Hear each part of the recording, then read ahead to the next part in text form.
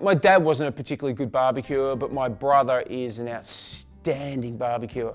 My brother has a 20-inch offset smoker, slow cooker, and he is an aficionado. He's part of the Barbecue Alliance. He is the go-to guy. If I ever have a question about cooking meat of any kind, I just ring my brother Beach and ask him because he knows everything.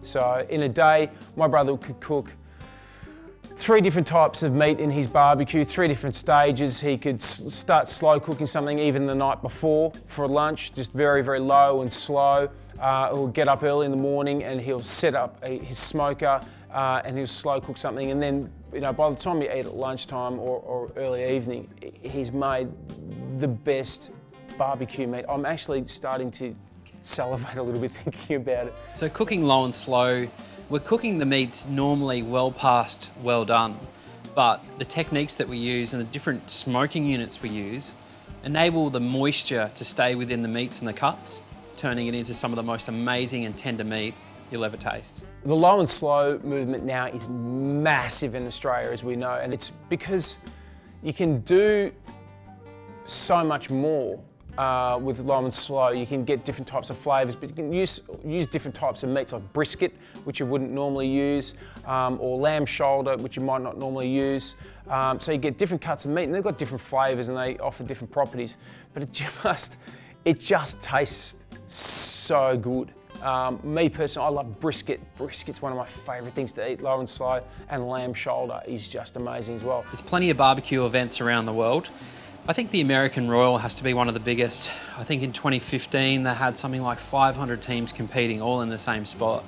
I think those big barbecuing meets that they have in America, where thousands upon thousands of people get together and they talk about slow cooking meat and then they just cook all weekend. I think for a lot of Australians, that's kind of like an adult's version of Disneyland.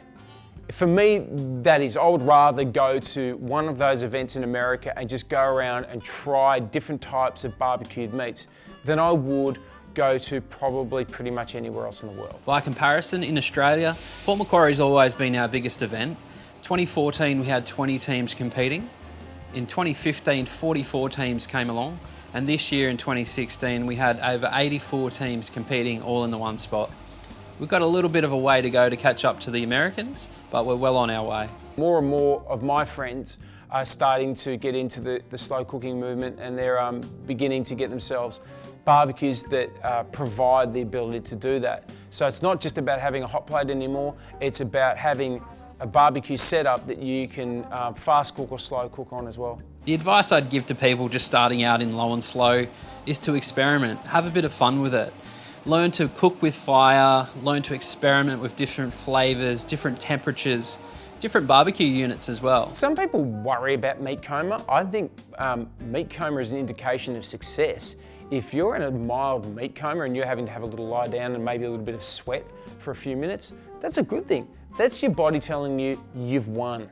I think the most memorable barbecue for me was my 30th birthday. I decided that for my 30th, I just wanted it to be about a barbecue. So we set up a 3-meat spit roast. It was about 55, 60 kilos of meat. And it was pork, lamb and beef, all on the same rod over the roast.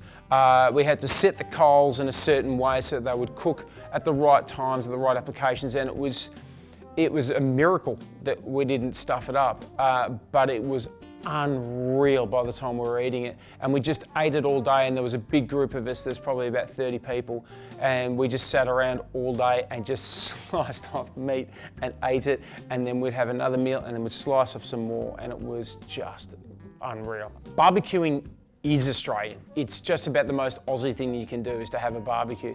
My favourite thing to do in the world is to just have friends around and light up the barbecue and just show off, because I'm awesome at it and I love it when people say, wow, that's awesome. In fact, recently, I don't want to brag, but I had a friend of mine who's a chef.